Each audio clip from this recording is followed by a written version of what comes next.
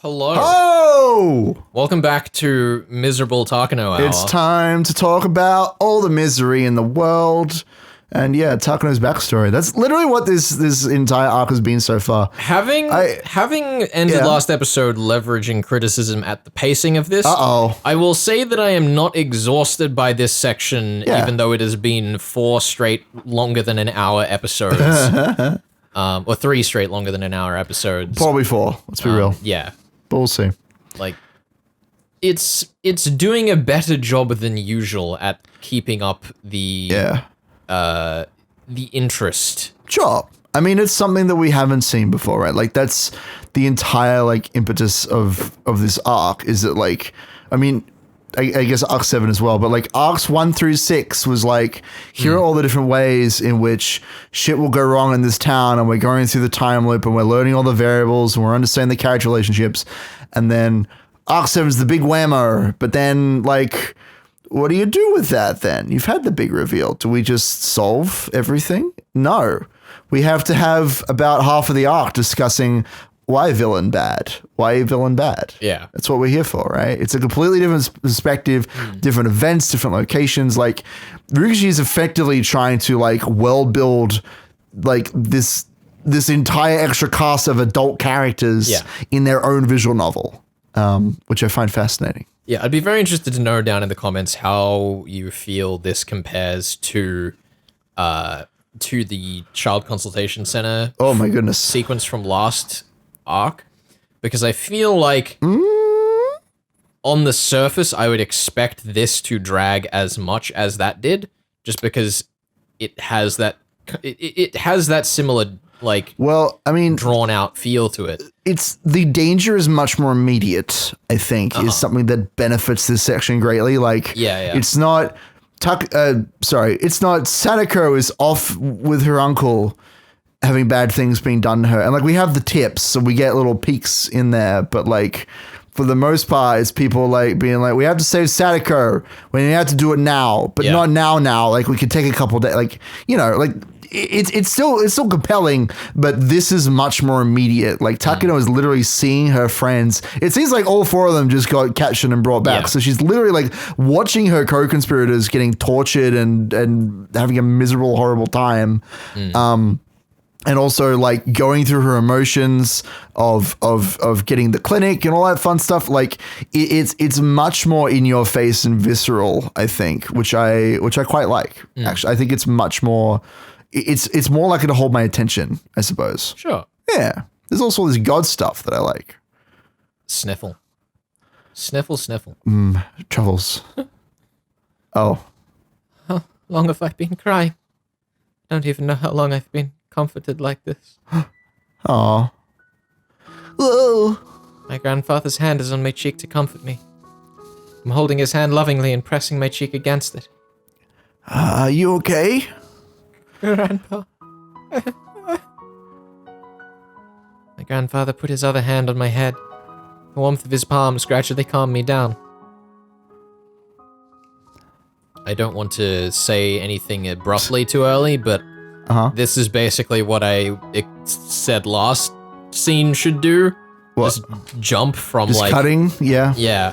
Yeah. And it's nice to see that has been done. Hopefully it doesn't take us back in time again. Hopefully we just stay in the more recent past. Yeah. And we never go back to the future. Documents are all around me. It was a mistake to sort through data while lying on a fluffy carpet. I must have fallen asleep and had a terrible dream. She's sorting data?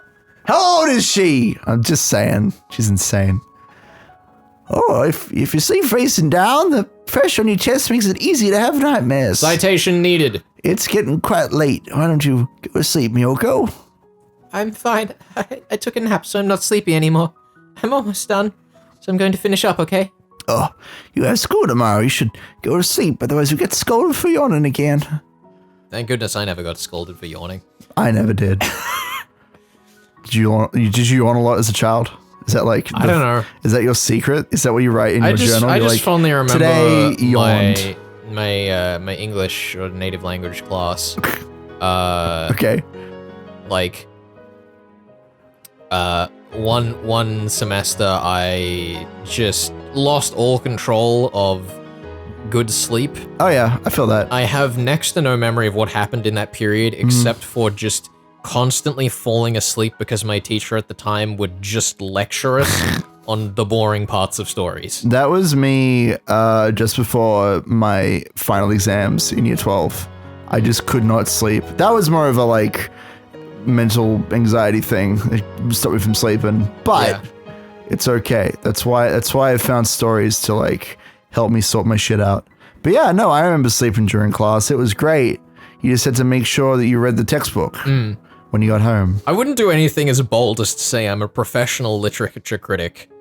But it's you don't imply that. If you told me back then that I would be doing the amount of literature criticism that I am doing now, as like my mainstay, I would call you a lunatic. Really?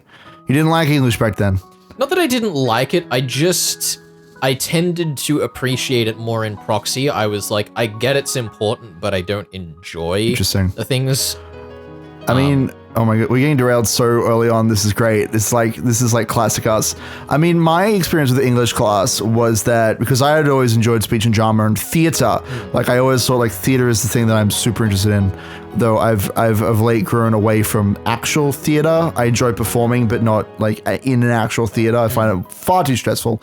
But like, I remember in history class and English class, like looking at the war poems being like, oh, so this is how this, this element refers to this element of history. And this is calling about these newspaper publishers and da-da-da-da. And all my friends would be like, why does any of this even matter? These are so boring. Like, I get it, war's bad. And I'm like, but the subtext and like the historical time period and like how things have changed. Like, same in that I never thought I would be doing this much criticism and like deconstruction of literature, but I've always had that side of me that's like, but why would you ignore all of this? This is so important. Like yeah, I don't know. That's our death of the reader plug for this episode. Go no more. Listen no to more. That. That's not gonna be all. I've been going to bed late recently. Because of that, I yawn a lot at school. My teacher must have written a note to my grandfather. Oh no. I'm fine, I'll go to sleep as soon as I'm done. So please let me finish, okay? Besides, you shouldn't mind me. Go back to your study and continue with your article. But I care about you, whoa. The day for him to present his findings is approaching. He's been working so hard devoting himself to his research. There's unfortunately a limit to what an individual can do. He needs a collaborator in order to go further with his research. He has to explain that his investigation could be the key to solving the mysteries of human behavior and make people understand just how important his work is. But as this research is about a very complicated subject, so he couldn't seek assistance. What? But as this research is about a very complicated subject, so he couldn't seek assistance from just anyone. I thought I was tripping there for a second. No, I mean you are tripping, but no, that's just missing. It's got too many words in it. Also, yeah, I do like the way that this story is kind of avoiding the fact that it's trying to answer philosophy questions with science. Yeah. I mean, that's the best part. There's like a curious implication that even if research like this was to come out, like how do we demonstrate something as ephemeral as that to be accurate? Not just demonstrating, but like, what do we do with that information? Exactly. Like, did you know that all ideas are the influences of parasites and free will is dead? Then what? Like, what do we do with that? Like, how do we purge all the parasites? Surely the parasites would stop us from thinking to purge them. Like, well, the implications are huge. Someone will be able to help him one day. Believing that, my grandfather earnestly continued his research. I want to help him more, but all I can do is sort through his data and tidy up his materials. I also assist him around the house so he can concentrate more on his research. Oh, if only he had a disgraced German scientist. If only. And possible clone of Hitler. Shout out to Archer, let's keep going. He always tells me how helpful I am, but that isn't enough for me. I'll study hard and get into a good college, and learn many things so I can actually be of assistance to his research. I'm a mediocre student right now, and I don't particularly like school, but I will do it. I want to help my grandfather. If If his heart were to fail and he couldn't continue his research, I wouldn't hesitate to cut open my chest and offer my heart up for him. She's like 9 years old. If he needs lungs, I'll give him my lungs. If any of his organs fail, I'll give him mine. There's nothing strange about those feelings, pause for effect. They're perfectly normal ones. You keep telling yourself that, sweetheart. For if he had found me even a day later, I might not have even been alive. If I lived, it would either be without my body intact, with my mind lost to me. Interesting you imply that your mind is intact. Interesting. In other words, I'm alive because my grandfather came to save me. I mean, she did say in the last chapter that she lost half her mind in the woods. You're right, so you're right. I'm not saying she's doubling back on that statement now that she feels she's in a safe place and she's accepted her new mind state as the norm. That's crazy talk, man. That's crazy talk. Next thing you're going to tell me people center their world position around what they believe. That's silly. That doesn't make any sense. Are you telling me that parasites are influencing what we believe and therefore a parasite is our entire world? That's right. Ben and I are in fact just parasites creating a YouTube show to influence you. It's true. Into watching... Oh, fuck, we already did the plug. No! It's all right. We don't have to go full Andrew Ryan today. If he hadn't rushed to find me, I wouldn't be here. So I wouldn't hesitate to give up my life for him. Moreover, I'd be happy to do that. It's supposed to be full Fontaine. Anyway... Even though I want to be with him forever, human lives aren't immortal. Just like how my parents died, it happens. So suddenly, without any warning. Oh. I'll never heal from my parents' deaths, but now that I have my grandfather, I'm not sad. However, his existence isn't eternal either. He may disappear all of a sudden for any unexpected reason. Just like my parents. That's why I wish to be a part of him. That way, no matter what happens, we'll be together forever. I don't want to be alone ever again. I want to be with my grandfather forever. I want to help him forever. He's so old, and you're like 10. Hate this. Okay, then be sure to go to sleep after you finish this one, okay? You promise? Yeah, I promise. We pinky promised after that. Damn right you did. We smiled at each other, and my grandfather went back to his study. A pinky promise with a child is everything. The dried up tears are making my cheeks itch. I headed the bathroom to wash my face and brush my teeth. This better be the cutback, that would have been so smooth. I looked at my face in the mirror. None of my grandfather's features are recognizable on my face. Of course they aren't. We're not related. Oh boy. He must have a family too, but I've never heard about them. He doesn't seem to want to talk about that subject, so I don't ever ask him about it. I don't care if he has real grandchildren or not. Even if I'm not related to him, I'm a granddaughter of Hifumi Takano. I'm the only granddaughter he needs. Brandish his knife. I'm not just a granddaughter either. I want to be more than that. I don't want a parent and child relationship nor a lover's relationship. Nothing like that. I want something more absolute that binds our souls. Something that not even a tragedy can destroy. I am Miyoko Takano. Hifumi Takano's granddaughter. Maybe it should be Mio instead. That's what my grandfather sometimes calls me. I want to succeed Hifumi's spirit. Since his name counts from 1 to 3, I want us to share that 3 and be the 4th in his line. Here it is. I'm just gonna trust Ryukishi to explain how that one works. I was kind of hoping they'd explain it in here because I don't remember. No, it's Ryukishi. We might. Yeah. Okay. It's Hifumi Mio. 1, 2, 3, 4. Oh. I got you. That's kind of awful. Yeah, you know. As long as they don't, bring it up every other minute and like really pound it into our brains that, it counts 1, 2, 3 and then Mio counts 3, 4. As long as that doesn't happen every other scene. I hope not. Which it definitely won't. Today my name changes. I wrote that new name in the mirror. Aw. Miho Takano. What a wonderful name for the new me. It's a great song. Get out of here. It is a great song. That's why I was singing along with it. And improvising over the top. Colonel Sir, good to see you again. Well, I think this person's speaking with your character, so should I take it? Probably. Who's the Colonel again? Wait, no. Oh, right, because Hifumi would be talking to the Colonel because he's a major. I was going to say, this is still part of the same Do the line again time. Yeah. Colonel Sir, good to see you again. Takano-kun, come on, no more Colonel stuff. Oh. No. I was worried when I heard you were ill. You sure look great now. My grandfather always told me he doesn't have any friends. Oh, damn. He used to tell me everyone died in the war. That's not true. He has one very close friend. Oh, it's that guy who I'm also voicing. You're also voicing. Who I'm also voicing, and they're very similar voices, so I'm sure this will be fine. Do we? I think we give a point for that. We'll give a point for that. That's fine. We could have inferred that. 1 point to Higurashi. We should give him 1, 2, 3, 3, 4 points. Oh, I like that. Do you add those up, or is it just 4 points? I was gonna give him 12,334 points. I think that's too much. I think we just give him 4 points. Just 4? Okay. Just 4. Are you trying to sabotage us, Felix? Yes. Why would you do this? We need to deke out every point we can so we end up with a gigantic lead on this man. I have a plan. We're gonna crush this gentleman. You have a plan? I hope so. You never have a plan. You're planless.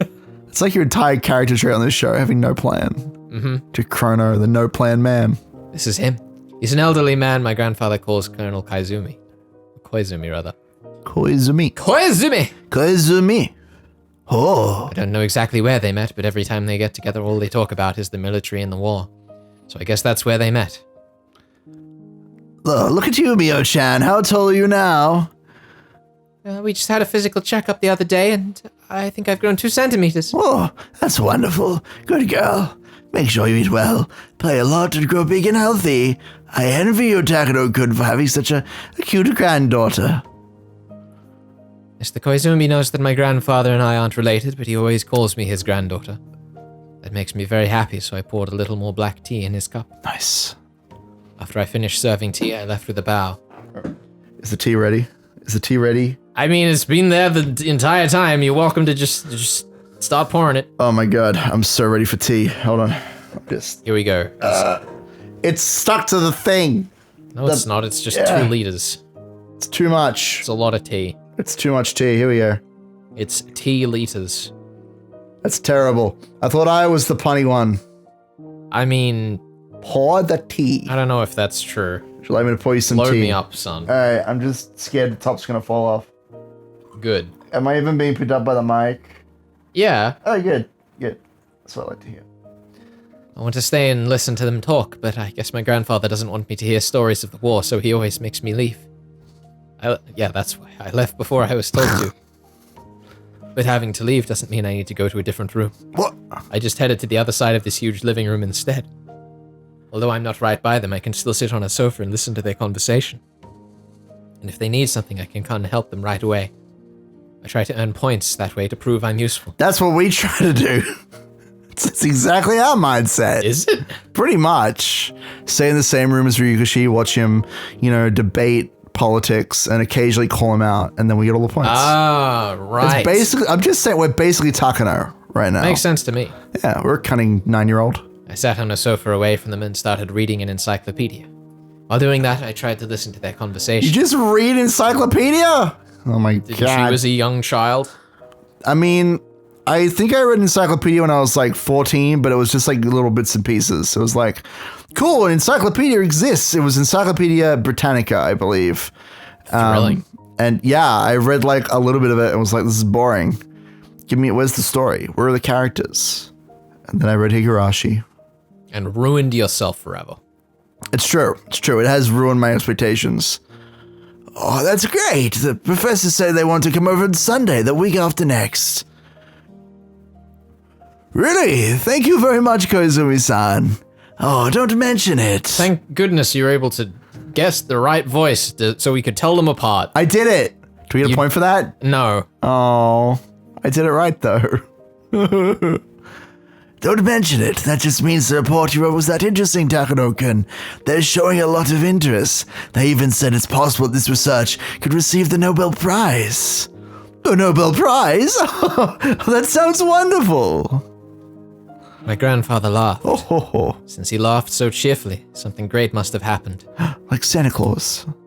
Don't quote me on this, but I do believe that the Nobel Prize was founded by the relative of the guy who invented TNT, I want to say.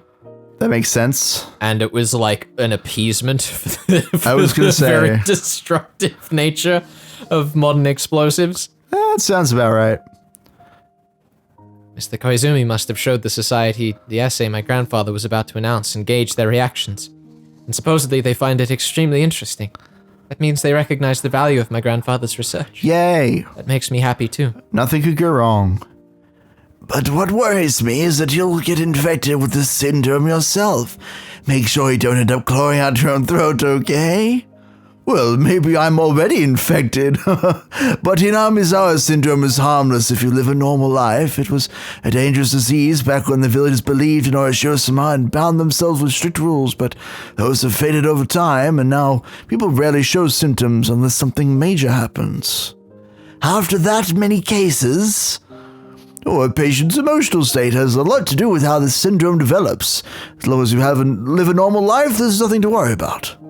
So when one is under a lot of pressure, possibly from some kind of war or gas attack, like during the war, oh my god, I didn't even read that far. Like during the war, the disease gets worse. Oh, that's right. Well, there's nothing to worry about. The subjective symptom of the initial stages is a paranoia akin to that in depression. Once you notice it happening, you can teach yourself to relax emotionally and physically by using my breathing method, and you should also get at least 9 hours of sleep a week over a 1 week period. That's how you prevent it from worsening. In fact, all of the Hinamizawa soldiers under my direction, not even one died mysteriously. Shifty eyes.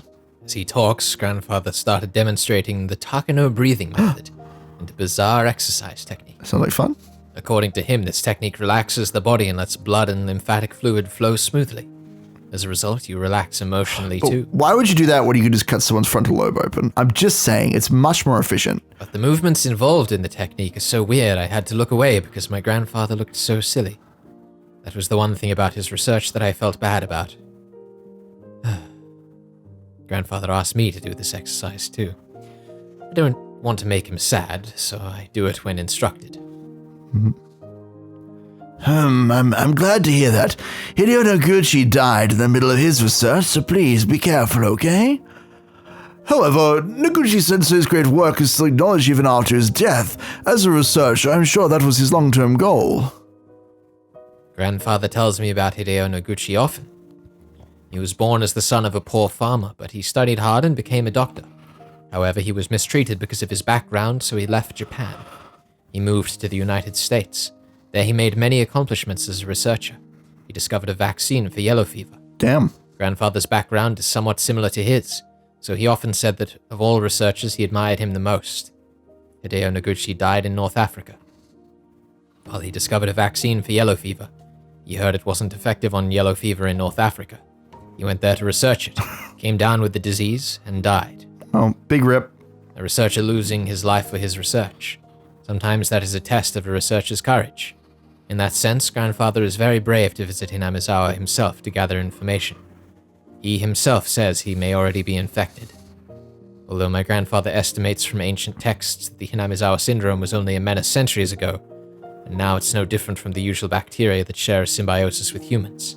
Many people became ill with the disease during the war, but that was because they were in an extremely abnormal situation. In today's peaceful environment, it's almost impossible for a person to develop symptoms. He sounds very optimistic, but he never brought me with him to Hinamizawa, so maybe he isn't as optimistic as all that. However, since I live with him, there's a possibility that I'm already infected as well. But I'm not worried at all. It's because my grandfather has taught me that as long as I maintain myself physically and emotionally, I won't develop any symptoms. I know all about the horrible terminal symptoms of Hinamizawa syndrome, but I'm not overly fearful of them. Grandfather is enjoying his conversation with Mr. Koizumi. That's understandable. Mr. Koizumi told him some people showed great interest in his report. They even wanted to come over on Sunday the week after next to meet and talk to him directly. I've never heard Ryukishi repeat himself. Yeah. With the rapid advance of modern medicine, unexplored frontiers are steadily dwindling. Was it possible the Hinamizawa syndrome my grandfather discovered might be a new continent in the field? It'll be decided in 2 weeks. Sounds like there'll be more than one person coming. And it also sounds like they're all important people in society. They're all rich and famous, yet they aren't satisfied with just that. You want to be involved with something that's worth an international award. This is a chance to gain assistance and sponsorship at the same time. I'll see you in 2 weeks. I'll make sure to be here. Good luck. Oh, thank you very much. I owe you everything. It's too early to say that. Let's wait until you find some sponsors. When that time comes, let's have a toast with that treasured wine of yours. That was the last of their conversation. My grandfather kept his head bowed until Mr. Koizumi was gone. It sounded like he set up this great chance for my grandfather, so I bowed my head just like him. Oh, did you hear that? Finally, there's a chance for me. There are people who are interested in my report. I know, I heard. Now you have people to fund you and people who help you with your research. Well, that's not set in stone yet. Although he didn't want to admit it, he had a good feeling about it. The research he had conducted all alone was finally about to gain recognition. Sunday, the week after next. Quite. I'll be busy. Their first impression depends on my presentation. I have to rearrange my data. Now, I probably should practice explaining things in front of people. Anyway, I have to make sure I don't forget anything. Boy, it'll be a lot of work to rearrange your data. Your handwriting is bad, so maybe you should write bigger. Wow. She's 9! I don't actually know if she's 9, but I'm just assuming that she is at this point. She's very young, and she's critiquing an old man's handwriting. Justifiably so. I mean, yeah, but she's young. Anyway, I'll be busy. The next 2 weeks will go by fast. You're right. I'll help you too. All the formalin jars have to be dusted. Also, we need to straighten up the curve on our rolled up documents. Do you think leaving them laid out under the rug overnight would fix it? We have plenty of things to do. Mio, could you help me? Of course. I'll skip school for it. No, you can't miss school. We laughed together, thrust our fists into the air, and motivated ourselves to work hard. Yeah. Toward the week after next. Thrust your fists in the air. Since that day, my grandfather spent more time in his study. It's not easy to create a report that you're going to show other people. Tell that to our editors. Yeah. Copying machines hadn't been invented back then, so everything had to be handwritten. He knows it's somewhere, but he just can't remember where he put the data he needs. I keep forgetting which version of data or data I try to use for Takano. I don't think it matters. I don't think, but I try to be relatively consistent. You try to make it internally consistent. It's like Watanagashi and Watanagashi. You've actually forgotten how to say the other one, haven't matter. You? Watanagashi, doesn't matter.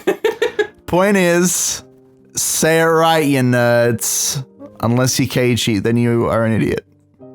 As for me, I have to make sure I have enough guest cups to serve tea, so I'm counting them. Do I have enough tea leaves? Maybe I should get something to go with the tea. My grandfather knows nothing about these things. There's a whole list of chores to do. I need to clean the windows so the room will be bright. What else? 2 weeks pass quickly while we busy ourselves getting things done. I hate cleaning. What a wonderful 2 weeks it is. No! I can finally feel that I'm actually doing something to help my grandfather with his research. What a weird child. Just like, cleaning sucks. Oh, cleaning is great, rather. I love data. My grandfather is my real grandfather, even though he's definitely not. Look, she's. This is why you'd never make it as a scientist, Ben. This is why I'd never make it as an orphan child. I wouldn't be able to adapt my mind to the changed circumstance. I'd be like, cleaning sucks, and I'd walk off into the sea. I hope the day of the meeting will be a memorable one for my grandfather. I hope that day will be a beautiful and clear one. It was pouring with rain. The air was rich with symbolism. Oh no, it was just pouring down. Just as I wish, the day is beautiful. Oh, everything's fine. Everything's gonna go great. We're going for contrast instead of symbolism. No, symbolism. Oh, there's the symbolism. Oh no. Evening. My grandfather, having dressed formally, paced around his study nervously. I'm also in a beautiful dress. I've only worn it once before at my piano recital. I hate this. But I'm not nervous like my grandfather. The silly nervousness actually relaxes me.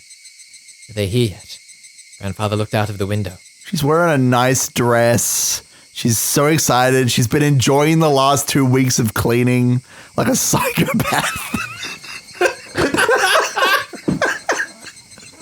Of all the things she's done, that's the worst. That's the one. That's the one. That's how you know that Takano was a bad egg. Okay? Lost. Truly lost to society. Saying, when they look back through Hitler's journal, it'll say in big... in big bold letters, cleaned all this week, loved it. But like in German, obviously. And that's it. That's how they knew. That's how the historians knew that Hitler was a bad egg. I could make so many tasteless jokes about this, but I think we'll leave it at that level of tastelessness. I am the worst! Because restraint is important. It's okay. I think we should move on. A black car stopped in front of the gate. We're moving on. I've made my statement. We're moving on. I've made my choice. A luxury... Back then, a car was a luxury item. I don't think I had even one classmate whose family owned a car. Oh, that sucks. So it only makes sense that the men coming out of the car looked respectable. Grandfather and I ran out to welcome them. Oh, well... Wait. They're both Takano, you no! dingus. Oh! I'm gonna give Ruchi 10 points for that. That's fucked. I'm just gonna take it. Oh, hello, I'm Takano. Thank you for coming today. May I take your jacket? I greeted them and filled the role we decided ahead of time, though my being relaxed by my grandfather's silliness ended at that point. Both my grandfather and I were stiff with anxiety as we greeted them now that the moment was here. Nice to meet you, Doctor. And hello, young lady. Are you his granddaughter? Yes. Mio, please say hello. Very nice to meet you. I'm Mio Takano. What a good girl. I'm here in place of Koizumi-sensei. Uh-oh. Something came up and he can't make it today. He's very sorry. That's unfortunate. I see. I'm sorry to hear that. The person who set everything up isn't here. My grandfather even had his treasured wine ready, just as they promised 2 weeks ago. Everyone, let me introduce you. This is Dr. Hifumi Takano. Oh, God. Dr. Takano was a leading member of the Research Center for the Prevention of Epidemics in Manchuria during the war. He made many advances in developing synthetic food and synthetic alcohol as measures against malnutrition and ration shortages. Where does alcohol fall into malnutrition and ration shortages? I'm just saying. You'd never make it as an alcoholic, man. I wouldn't. I would never make it. I drink too much of other drinks. Nice to meet you. Pleasure to meet you. What? We're just going through the list of characters being introduced. Thank you for having me. The men are even older than my grandfather. They take off their hats one at a time to greet him. They look like a barbershop quartet. Yeah. Slowly rising in pitch. But there's only 3 of them.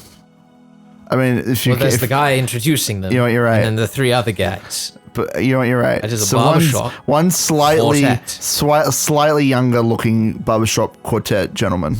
If only we were talented enough to do this entire scene in harmony as a barbershop quartet. I'm not even going to attempt that. That would be just embarrassing. That's the idea. Their beards inspected us very closely. Indeed. Their beards, expensive-looking canes and glasses tell me they are very high up in society. Grandfather bows to each one of them. Everyone, please, come into the study. Please, excuse the mess. Come in, come in. Oh, we've been cleaning for 2 weeks, but it's just, you know, it's proper politeness to say, it's so messy, even when it's spotless. Because it implies that this is the worst it's going to get. That's no wonder everyone always complains about how messy my house is, because I don't complain about how messy your house is. About how clean it is. I've never complained about the mess of your house. I think it's very clean compared to my housemates' rooms. Just to pick a random example. They're terrible. Cold out. They literally have clothes littering the floors, and I'm like, why don't you put this in your cupboards? And I open the cupboard, and it's filled with more clothes. It's ridiculous. Anyway, come in. Bio, serve tea for everyone. Yes. Indeed. I wasn't nervous at all earlier, but now I think I'm the most nervous one. Oh no. I'm not the one making the presentation, and I'm not the one being evaluated, so it's ridiculous that I'm feeling so nervous. Oh. I don't know if I should use that as my excuse, but I was so nervous that I knocked over the thermos I'd filled to the brim with hot water. Oh no! And ruined the black tea I'd chosen specifically for this day. Oh. I apologized to my grandfather and started to boil water again. I just needed enough for the guests. By the time I had cups of tea and cookies ready, Grandfather's presentation was at its key part. It pierces the blood or lymph vessels and spreads the spinal cord, and from there it travels around the cerebrospinal fluid to the brain. I've confirmed many cases of encephalitis after autopsies. Eosinophilic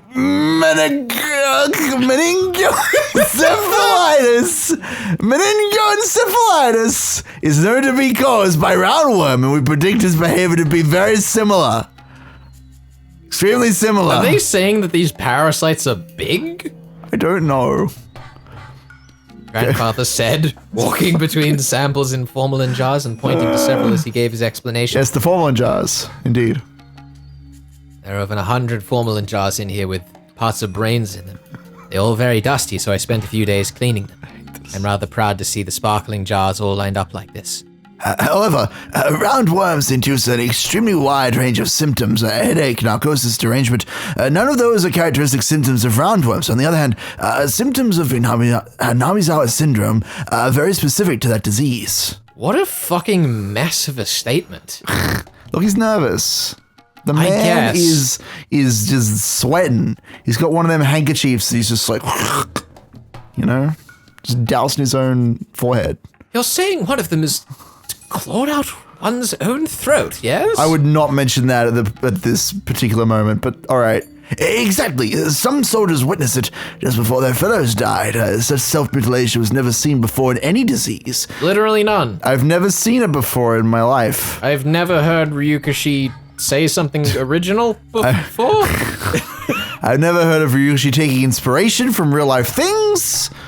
It only occurs in Hinamizawa syndrome, but also since that symptom was only seen with terminal stage patients, I believe that's a means of exodus, something we've seen before in several parasites.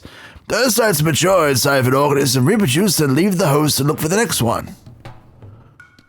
So, what do you think about the fact that the cases were only seen in soldiers from Hinamizawa, even though other soldiers touched their blood, which must have been full of parasitic eggs or larvae? Gross. Don't you think there's a possibility of them getting infected? Super gross, that's what I think.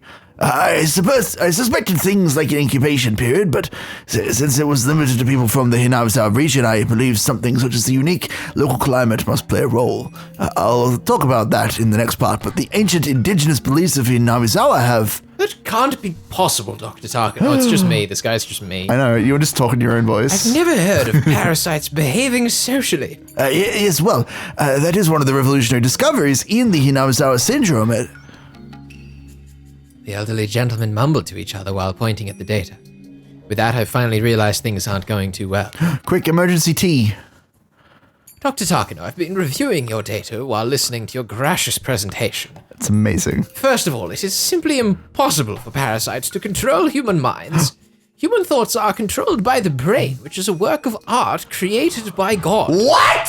Furthermore, ideology is an extremely advanced aspect of human thought. It's an advanced capability bestowed only to humans on this planet, yet you would say parasites intervene in that. Please, that's absurd. It's so funny that we're taking this, incredibly unbelievable pseudoscience and pitting against the fucking idiots who are like, yes, the brain is God, therefore your science is garbage. Mm-hmm. It's clever. It's Ryukashi, using his tools in his narrative toolbox, but it's mind-blowing that he gets away with this shit. Mm-hmm. I agree. Ideology can also be considered a matter of thought that prioritizes the whole of the individual. In other words, that's the most important prerequisite condition for society. There's no way, this is some other guy, there's no way parasites would be gifted with that when their only demand is to pass on their genes. In the field of biology, there has never once been a discovery of sociality or eusociality within parasites. But there are cases of parasites interfering with the host behavior. You're misunderstanding one thing, Dr. Takano. The principle that drives parasites capable of controlling their host is always reproduction and propagation. It's only that primitive concept that they have such tiny brains. Even in the example used before of a rat infected with Toxoplasma gondii, losing its aversion to cats, the altered behavior is simply a means to let their host be eaten by a better host in order to change their hosts. That's just like a grasshopper infected with a horsehair worm drowning itself. Once a horsehair worm matures, it becomes aquatic. When that happens, it guides a grasshopper to the water and drowns it, and then enters the environment it's adapted for. Exactly. The suicidal act of going out one's throat corresponds to that in the case of Hinamizawa syndrome. For example, guinea worms escape the body by having the host scratch the affected area. Indeed, the purpose of all these parasites is reproduction. For them to infest the brain, God's masterpiece. No, infecting the brain itself isn't that strange, but to say they infest it and influence human ideology is frankly delusional. Heresy! In fact, that's a dangerous idea. Burn the witch! I don't think it's that strange that Hinamizawa, an isolated culture, developed its own unique faith. There are actually many examples of that all over Japan. So are you saying all of them are due to parasites, or that they were all due to cultural reasons, except the one in Hinamizawa, which was caused by the parasites? When you get a full page like that, you can breathe between lines. I refuse to. Okay, just making sure. It's part of the character. The character has very small lungs, or very large lungs. How do you establish the distinction? Well, as I said, in my autopsies on the Hinamizawa soldiers who died in the war, there was sufficient evidence to believe... Excuse me, Dr. Takano. I don't think you've gathered enough case studies to call it clinical data. Oh, where's your control study, bitch? Furthermore, as you said, it was during the war. That's not a controlled study. No, I mean, as I explained in the next part, Hinamizawa syndrome develops when one experiences suspicion, nervousness, and stress and becomes emotionally unbalanced. I think it's a unique approach to suspect some manner of commonality if there were several cases of unique and bizarre self-mutilation, such as clawing out one's throat. Yet, that's all the more reason it's unreliable. Maybe it was just a coincidence that such rare cases happen under abnormal circumstances like the war. That's what I'm saying. I believe you witnessed the convergence of coincidences, and trapped in a gestalist view, deluded yourself into finding a pattern. Where's your controlled study? To prove otherwise, you would need an enormous amount of clinical data on Hinamizawa syndrome patients, but ethically that's impossible to prove, you dummy. The natives' act of recognizing it as a curse suggests it's more within the realm of culture-bound syndromes, and you think that it's a delusional parasitic disease. I hate to say this, but I think you admire the beliefs of the Hinamizawans a little too much, and as a result, you yourself have been taken in by their culture-bound reactive syndrome. Actually, that happens quite often with people who research more unusual fields of study. We're trying to be careful ourselves. Wow. maybe you're the one that's delusional, you dumb scientist businessman. The more they talk, the paler my grandfather's face becomes. I was just stunned myself. We've never heard of parasites like that. It's impossible. It was just a coincidence, and there isn't enough data. The talk goes on, and every time grandfather says something, they dismiss it like that. Before he knew it, my grandfather could only hold his silence before their criticisms. But where's Kozumi? Well, no revolutionary discovery is accepted at first. Maybe this research of yours is one of those things. Even if it's ridiculed at first, it may achieve recognition in later years. That happens all the time. I want the record to state, before we get into the real feels territory, that Takano is holding his Steam controller like one would hold a wine glass and actually swirling it around as he's reading his lines. I just wanted to make that very clear so that entire scene, like, you can understand it in context. Anyway, on to the feels. I'm just an amateur. Says Doctor. I'm just an amateur doctor. I'm just a private researcher who didn't graduate from elite college, nor do I belong to any academic clique. Because you know all of the academics that use that term. Mm-hmm. I don't have any connections with experts or research centers. I don't even know where I got all this data. That's why this is all I can do. Is the Hinamizawa syndrome real, or is it just my own delusion, just like you all say it is? I like the idea that in the 21st century, that Dr. Takano would have just been a YouTuber making video essays about conspiracy theories. It's all real! She's got the tinfoil hat on, yeah. That is the modern equivalent. I mean, well, 21st century equivalent. Is it just my delusion, just like you all say it is? To find out, I need your help. Get that wine glass ready. The best part is you literally have a cup of tea in your other hand. So you have a wine glass in one hand and a cup of tea in the other. I'm just being as peak upper class British as I can aspire to be. I like it. Of course, if this was the discovery of the century, it would. I can't do it now because you pointed it out. I wasn't even thinking about it before; it just happened. I think that's why I had to point it out, though. I'm sorry. I thought we were like almost at the end. Of course, if this was the discovery of the century, it would create a major uproar. After all, you're suggesting that human culture and ideology is all the will of parasites, and our frontal lobe is a place for them to live. What an audacious theory. If a link between the existence of this Higurashi syndrome and the disease carrier's belief in Oishima could be established, then it would be possible to explain all religions, no, all cultural divisions on Earth. What a magnificent and unique idea.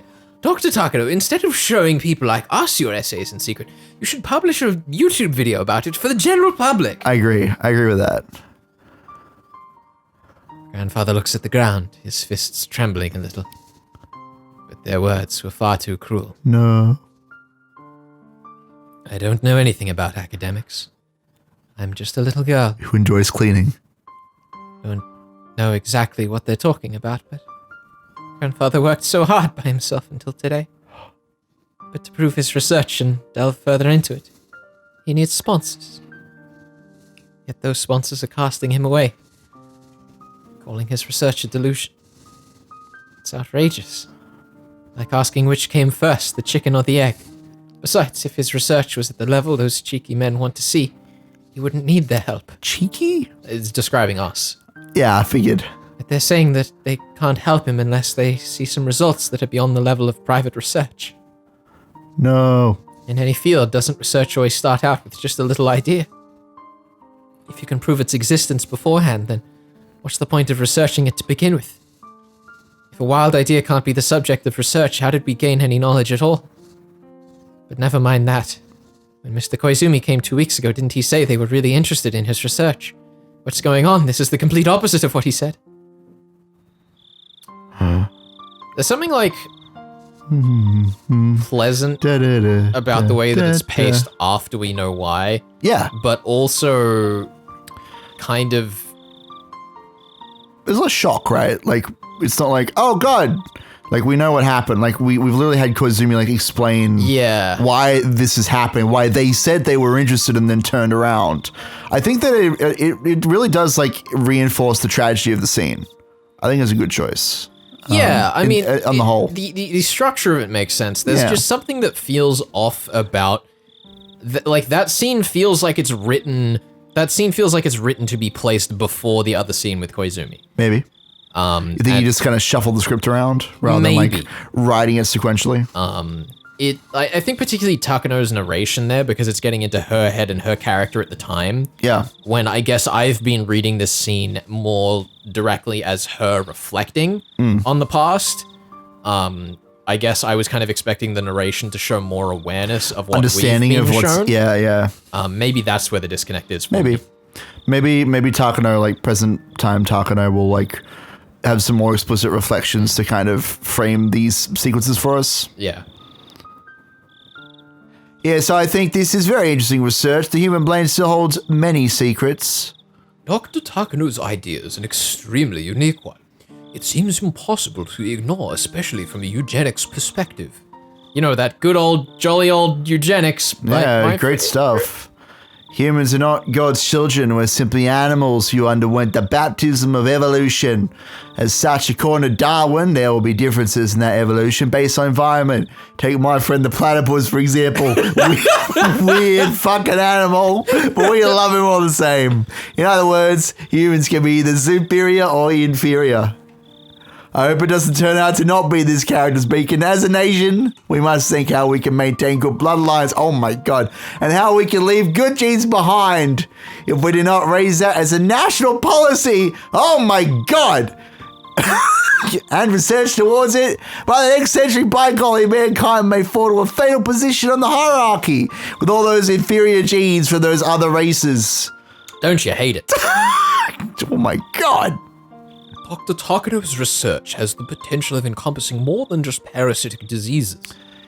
If the evil inferior humans we shouldn't let breed can actually be explained by disease instead of genetics, then it becomes possible to correct their behavior through surgery. As a result, we can leave wonderful people for our future. From the eugenic point of view, Dr. Takano's research should get started immediately. It's possible this could be the greatest discovery since Moniza's invention of the lobotomy. My God. If causality between infectious diseases and an individual's nature could be established, this would be more than Nobel Prize-worthy. Man, the thought police could be like a real thing. My favorite! Yay. Also, one of those guys was Koizumi Sensei. It doesn't matter. Either that or Koizumi's in the room and they're just like, what's up, Oh, what a good boy. He like nods in the corner with his like leather jacket. He's got sunglasses on. Yeah, dude. He's got that looks like he's lent up in the wall, but he's actually like bolted to it because his wheelchair isn't there. In my mind, Koizumi Sensei looks like the old guy in Ghost in the Shell, like commander guy who like never does any fighting, but always is like, yes, I know exactly what's going on at all times. I have no idea who that is. You should watch Ghost in the Shell. Is that who Scarlett Johansson played? I didn't even get to read the line. Didn't you? No. Oh. Koizumi Sensei, you're such a good bloke. Yo, what a swell, What brother. a great guy.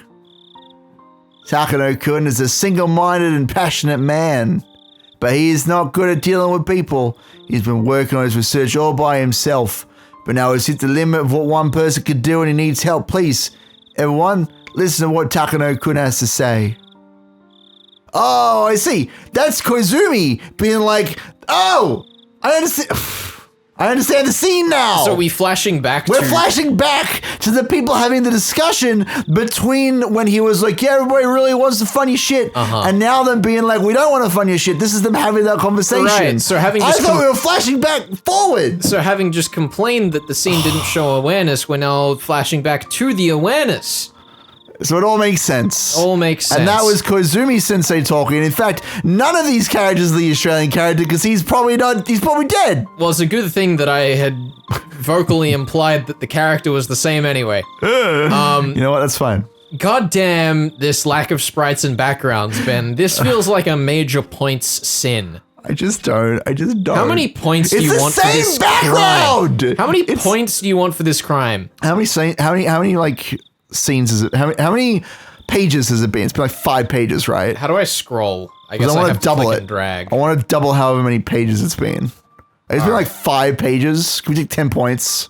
Do you think that's enough? Okay. I think 10 pages. We got, this is very interesting research is 1. Oh my God. How many pages is it? 3, 4. 4 pages. 5. 5 pages. 6. 7. What? 7. 14 points then. How do you 14. feel?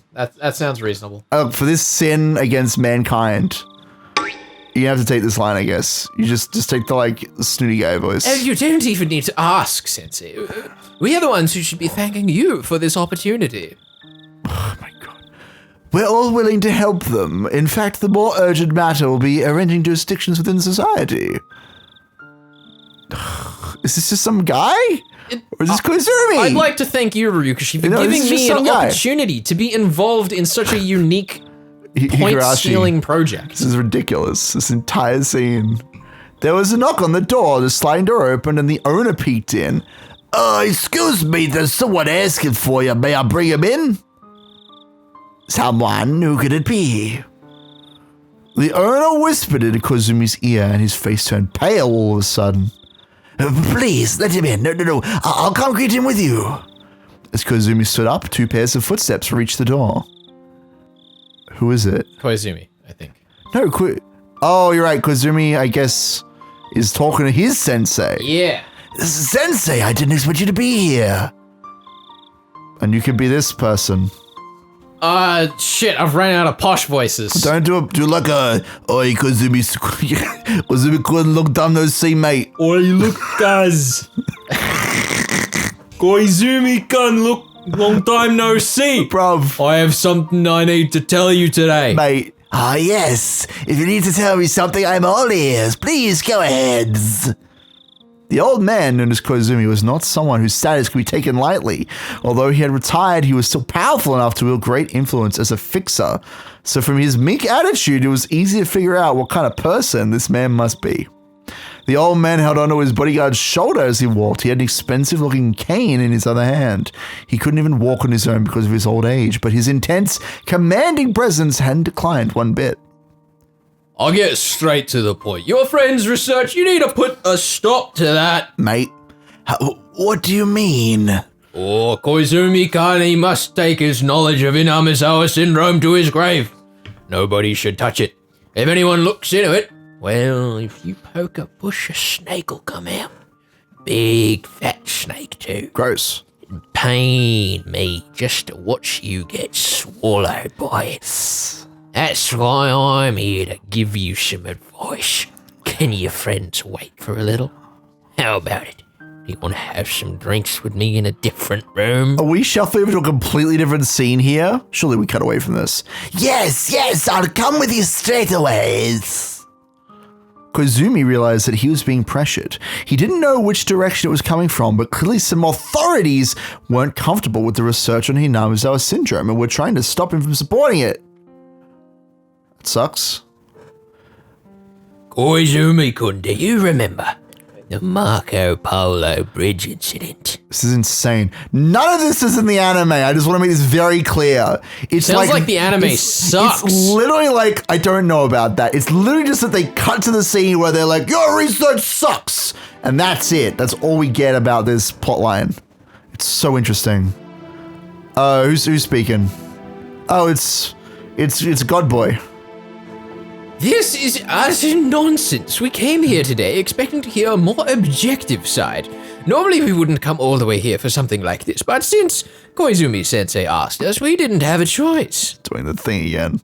This really was a waste of time, but in a way it was a good thing we came. We were able to give you some good advice. You should take up bonsai instead of wasting the rest of your life on this. Bonsais are great. I love them. It's like passive-aggressive.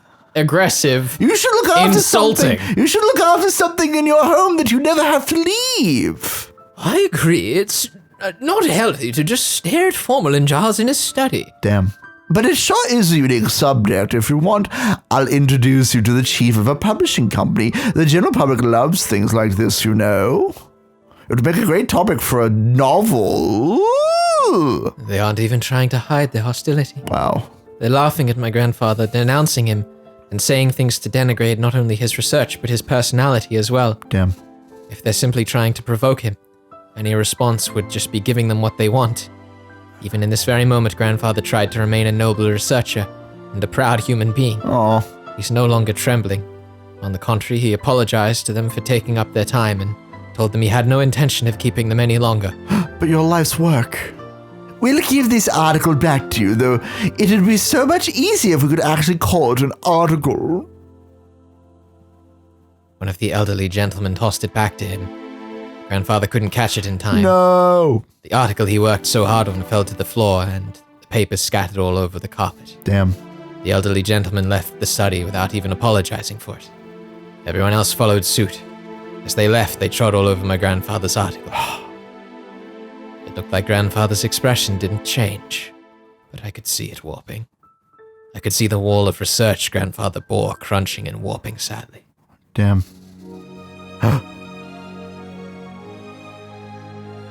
I jumped. I grabbed onto the elderly gentleman's leg. I don't hate him. But if I were asked if I hated him or not, the answer would be yes. But that's not the point here. But I can't really stand as this foot's stepping all over my grandfather's article. Don't step on it! Don't step on it! Grandpa worked so hard on it! Don't step on it! I just wanted to move the foot that's standing on his papers.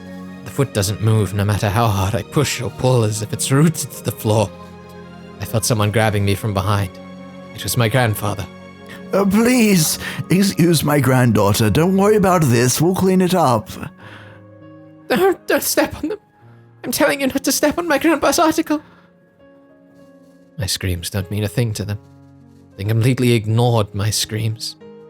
They continued to step on the papers and left the study. Damn. Get fucked, paper. Only my grandfather and I remain in there now. My grandfather's still grabbing the back of my collar. I don't have any words left to say, only cries. My grandfather's determined not to show any emotion. Doesn't even open his mouth. So I have to cry for him.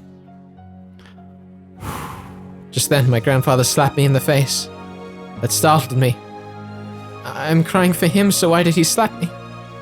Then I understand. Grandfather is the one who wants to cry, but he's enduring, so I shouldn't cry either.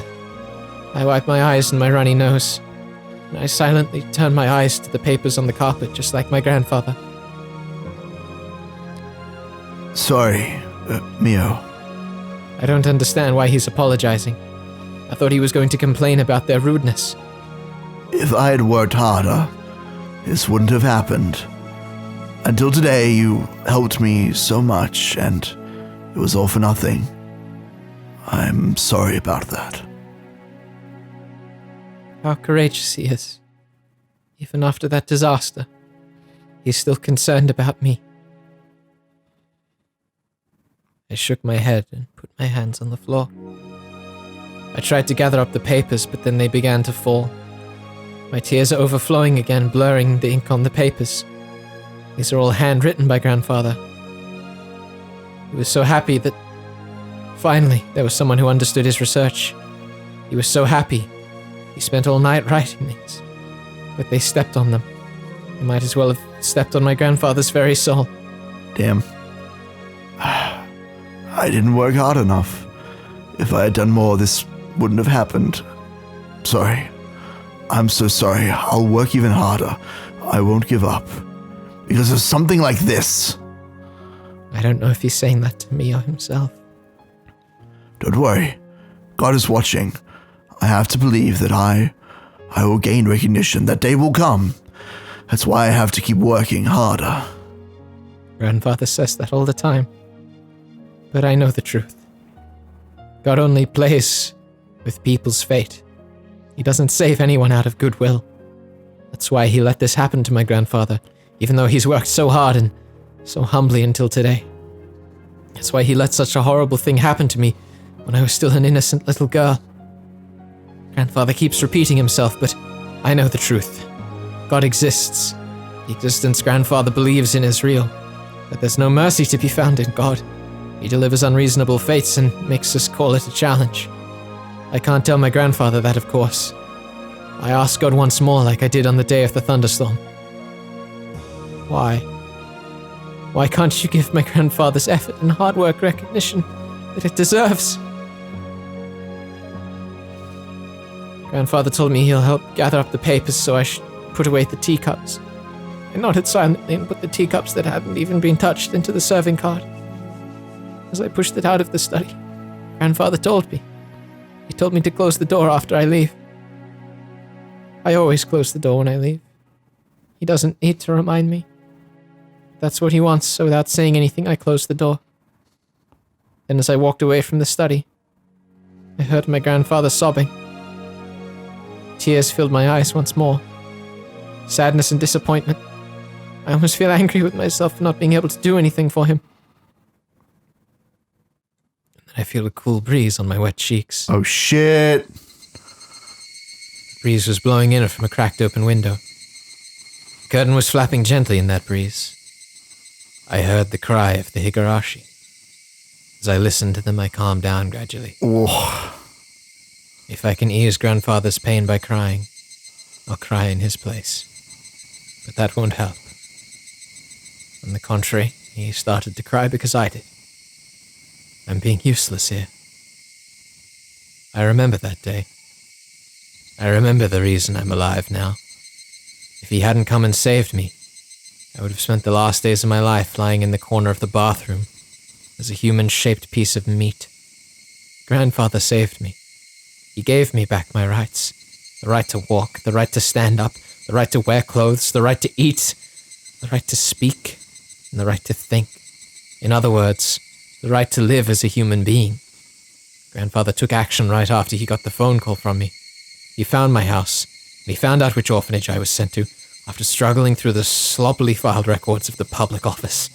And he saved me. Of course, he was working on his research then.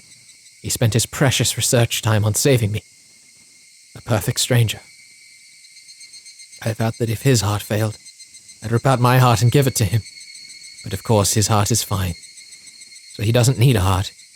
He needs something else that's equally important. Huh? That's something only I can give him in this whole world. I clenched my fists. I held them so tightly that my nails left marks. Oh my god, it's this track. I now know what I'm supposed to do with this new life as Mio Takano. I finally know. I know the reason why the new me was born. I know the purpose of Mio Takano.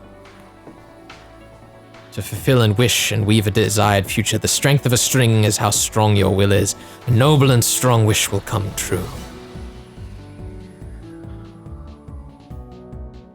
I thought I knew of my grandfather's greatness, but I actually didn't know the half of it. For me to be able to really help him, I have to reach his level. All my lessons lead back to my grandfather. There wasn't a single subject I could ignore. Right now, studying hard is what I can do for him. This is you destructive, by the way. Just so we're entirely clear. I've been a teacher for a long time, but I've never seen such a hardworking student.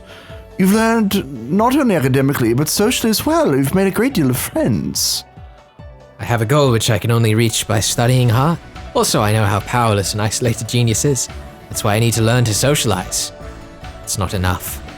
I'm not even close to where I want to be. Entering college is only a step forward. What matters is what I learn there. I'm not even close. I'm not even close to being able to help my grandfather. I'm so proud of you. You can go to Tokyo or Ochanomizu University or any college of your choice. Nothing will stop you. The most important thing for you is that the school will teach you what you want to learn. A big decision that inhabits a tiny soul. If my life is heavier than the earth, then my decision is heavier than the earth.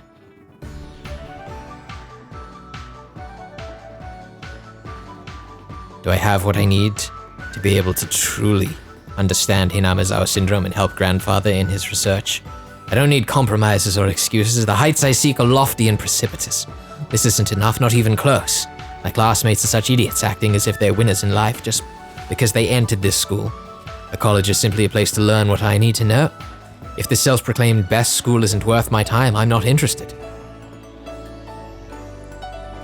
I didn't expect a talented woman like you to end up at this parasite research center. I'm sure everyone wanted you, huh?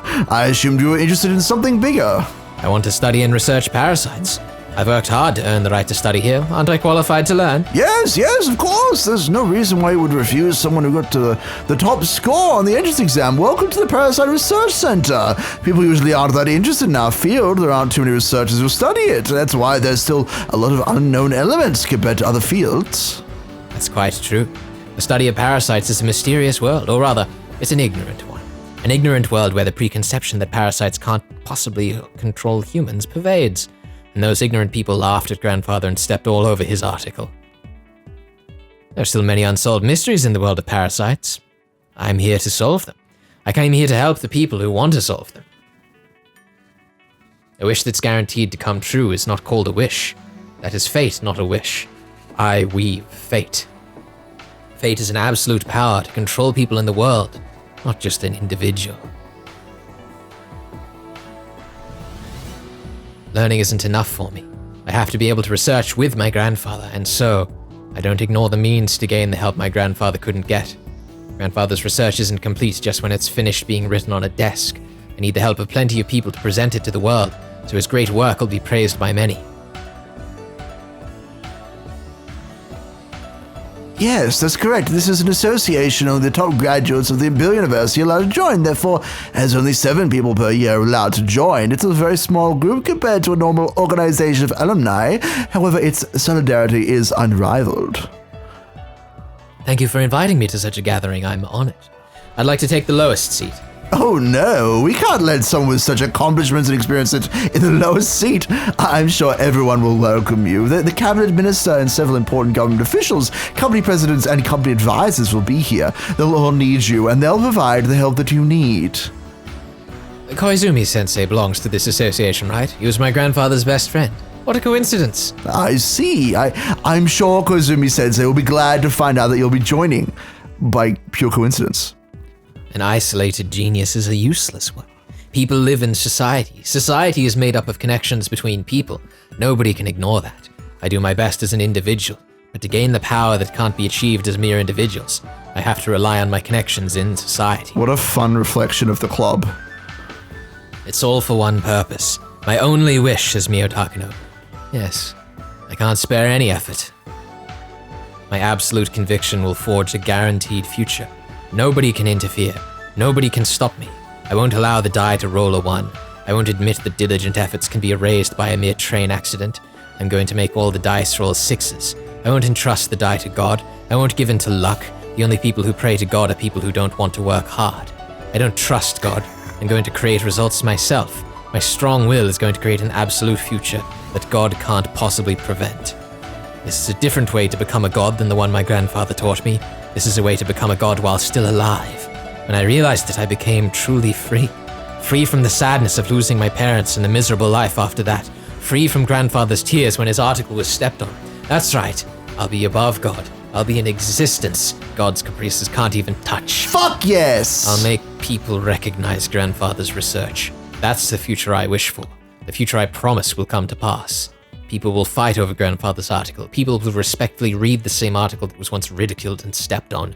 Even if grandfather dies before that day comes, I won't cry over something like that, because he already taught me. Even after being buried, one can be resurrected.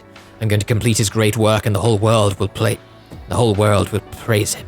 Grandfather will resurrect and become a god. He will be eternal. That's an everlasting bond. A bond not even a train accident can break. A bond not even a die that rolls one can disturb. Since the day of the train accident, my die has kept rolling ones over and over, but I didn't give up. I kept working hard until today. I'll rise above the die. I'll decide what to roll on it. I'll decide my own fate. I'll do that with my unshakable willpower. There's so many words being used here that are very important. Oh my god. It's just a couple of words. Being a bit dramatic. I love the use of the word bond there for reasons that we'll talk about when we finish this story. But like, fuck. The way that Takano is like talking about willpower and changing fate in such a fucking positive way, directly contrasting Rika's perception of fate as something that is impossible to control and her willpower is 0. Like at the side of Higurashi, and the way that she's talking about how her bond with a dead person is fueling her in the same way that the bonds between the club members fuel each other. Like, I'm loving it. I'm loving it, Higurashi. We'll talk about this later. We're talking about it now. Fuck you. Fuck God. What's the quote? God exists and he's a bastard? Is that the one? I don't know. That sounds right to me. It's great. When does the clinic open? Is there going to be air conditioning? Is there going to be air conditioning? It's very important to my self-interest. I hear it'll be open next month. I hope there'll be a young doctor there. Yeah. I heard some old ladies talking among themselves when I was going up the stairs to the shrine. Oh my god! The Irie clinic is already completed and it's waiting and ready for its opening day. The state-of-the-art equipment has been delivered and the research is waiting to begin as well. Irie, too, is standing by in top form and he's almost as passionate as I am about Hinamizawa syndrome.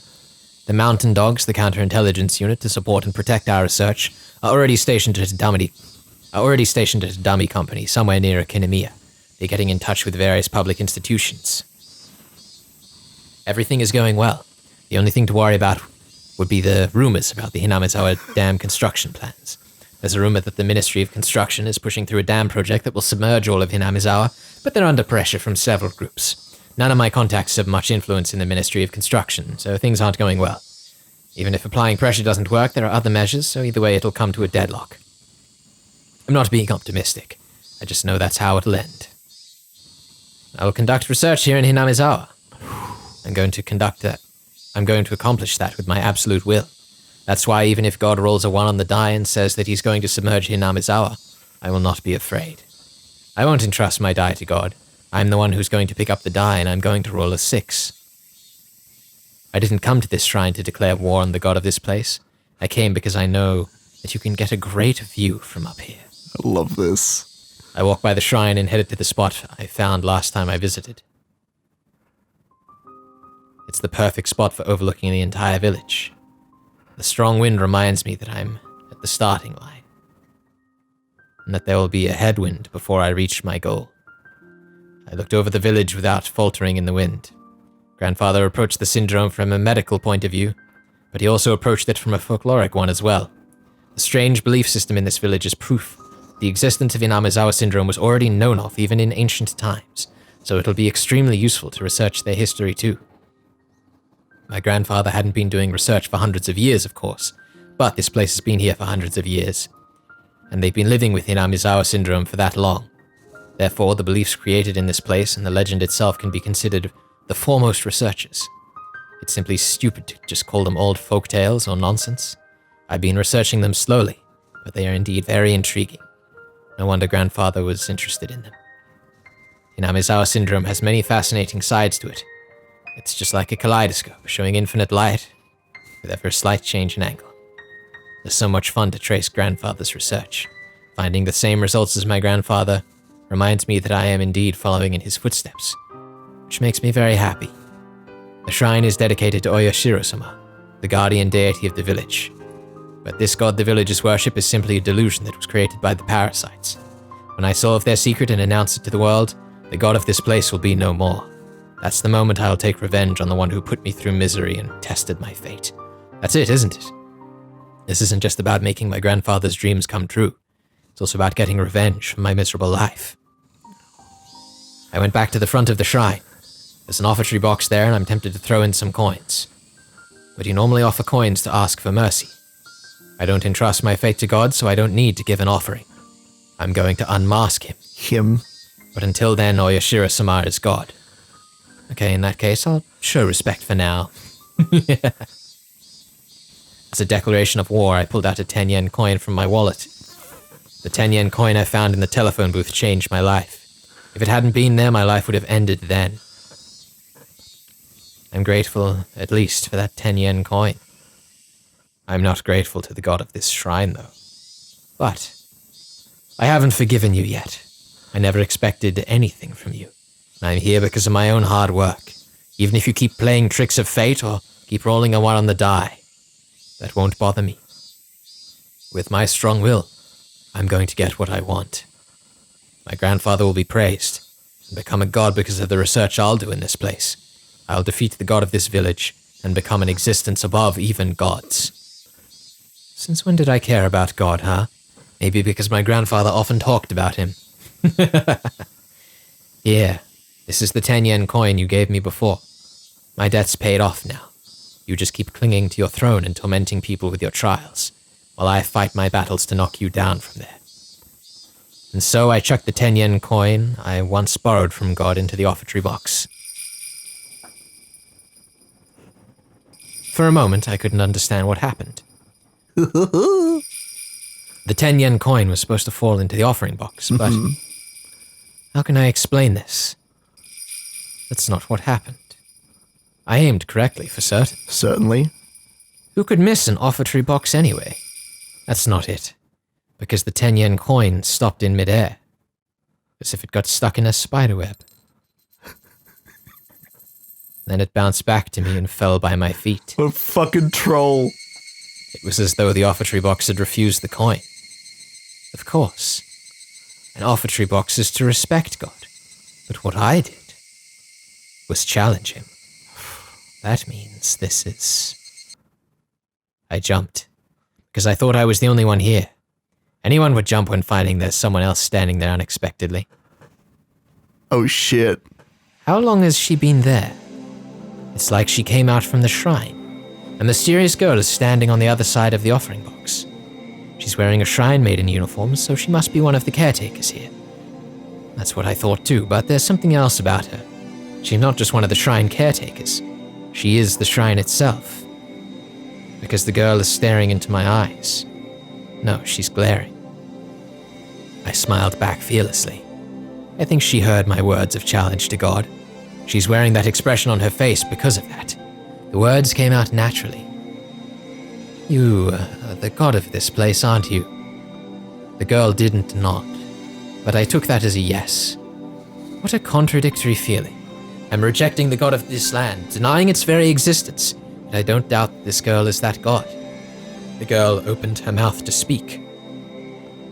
A strong will reinforces fates. That's right. That's what I say to myself often.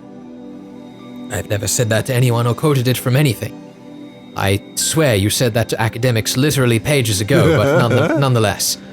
So under normal circumstances, I should be surprised to hear this girl say that. But this girl isn't human, so I'm not surprised. I replied to her, God throws the die of fate and has fun with people depending on what he gets. But people have willpower. The stronger the willpower, the less chance of being bound by the result of that die. You see, people can gain a power that's strong enough to fight fate by working to their limits. Yes, I understand that very well. An unshakable conviction defeats the die of fate. That's right. That is mankind's revenge against the gods who toy with them by dice roll. The hymn of those who would slow the gods' interference and forge their own destiny. Know my divinity, and that I earned this day after enduring all misfortune. She's having a laugh. She's having a great time. Spiteful laughter flowed out of my mouth, but the girl's face displayed a strong will of her own. Her expression didn't even change a bit. It changed, I saw it. It changed immediately. It's okay, that's for our convenience so we know she's talking. I understand very well. No matter how many times you repeat our fate doesn't change, that was because of your strong willpower. That's right. A strong will reinforces fate. That fate so empowered isn't bothered by the result of a die. That means it's an absolute future.